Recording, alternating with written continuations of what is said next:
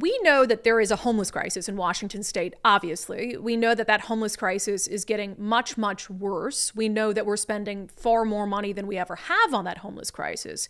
And we also know that there has been recently an added layer, and that is that asylum seekers are now coming to Washington state and putting an even further strain on our already taxed homelessness system. This segment is brought to you in partnership with our friends over at Future 42. Turn your frustration into action at future42.org. So I want to start with, again, revisiting numbers we told you about on the show a couple weeks ago. All this money, billions of dollars that have been plugged into the system, taxpayer dollars, to try to combat homelessness, which is, a mixture of drug abuse and mental illness. And we have nothing to show for it. We have nothing to show for it. I can't underscore that enough. Not only do we not have anything to show for it, we're worse off than we've ever been. In King County, homelessness from 2022 to 2024 is up 23%.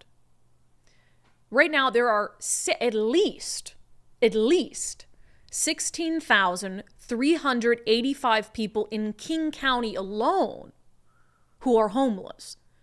And that's, I say at least, because that's done by a point-in-time count, where they go out and they count heads and see if they can get an actual number of the people who are living on the streets. I'm pretty sure they miss some in doing it that way. And that's just King County. That's not to say what's going on in Snohomish County and Pierce County. We know that homelessness is no longer just a King County issue. So billions of dollars, 23% up. And meanwhile, you still have people out there on the streets living in squalor, living in filth, dying with needles in their arm. How many times have we watched stories from Andrea Suarez with We Heart Seattle where she's out and her team of volunteers are out cleaning up a camp that's been there for years with hardly any outreach? So as if it's not bad enough already, now we add the layer of asylum seekers onto that. So we know that there is an immigration crisis at our southern border. This isn't a segment on immigration. We talk about that enough, but it is a segment on how that migrant crisis is taxing an already taxed system. So these migrants come up here seeking asylum because of border policies that are in place by the federal government.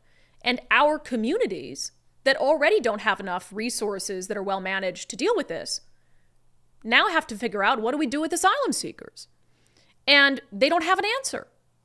No one has an answer. So asylum seekers are trying to find shelter where they can. We've done stories on them, getting shelter in churches or setting up what are basically homeless encampments in city parks that you should be able to visit and enjoy with your family, but are now makeshift homeless encampments for asylum seekers. This from the Seattle Times. Asylum seekers looking for shelter start an encampment in Kent. So they can't find shelter. They want King County to put them up in a homeless hotel.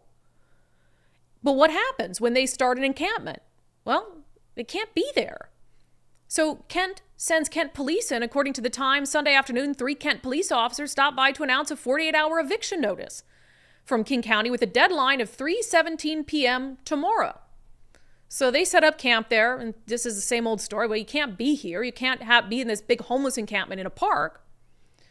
And there was a letter from the county saying, you can't do this. They put it on a fence. It said people who don't leave are subject to arrest for trespassing. A few shouted, "Shame on you," and "Banditos" as the officers left. But again, you now have Kent, the city of Kent, which I think has done a better job than most at trying to be realistic about not dealing with the encampments to the extent that Seattle has, because there's so many quality of life issues that come along with that. And then Kent, much like many other South King County cities, everything is dictated to them from the Mount by Dow Constantine and the King County Executive, how they're going to deal with things and whether they're going to be able to stop encampments.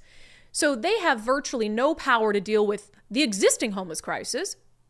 And now, because of the federal government's failure, there is a whole new homelessness crisis that involves people who aren't even from this country, who are now putting an even further strain on the system. And it's not just like, oh, there's more tents everywhere. you have to remember what comes along with a transient sort of population and homelessness. There's increased, this is just data. There's increased amounts of crime related to it, quality of life issues. We know when this was happening down in South King County, the police department was stretched thin, responding to a church with issues. So this is one of those cases where I don't know who to blame. I don't know who to blame because, obviously I blame the Biden administration for allowing this sort of unfettered access across the border. You might argue, even if every single one of these people has a legitimate asylum claim, right?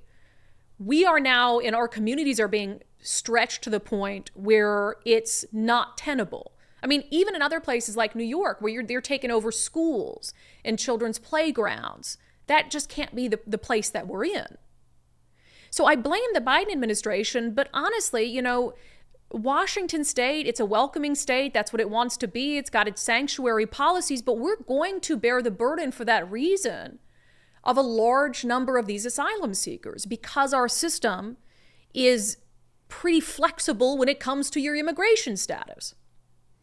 So if we thought, and if you hear any elected leaders suggesting that we're making progress on the homeless crisis or we're making a dent in the homeless crisis and we're heading in the right direction, which you'll hear a lot of that in an election year, that's a lie. It's not true, but it's also going to get much worse because we don't know what to do with these asylum seekers. No one from the city level to the county level to the state level to the federal government has a clue what to do with them. That segment was brought to you in partnership with our friends over at Future 42. Turn your frustration into action at future42.org. Make sure you sign up for their newsletter to get notified of opportunities to do just that.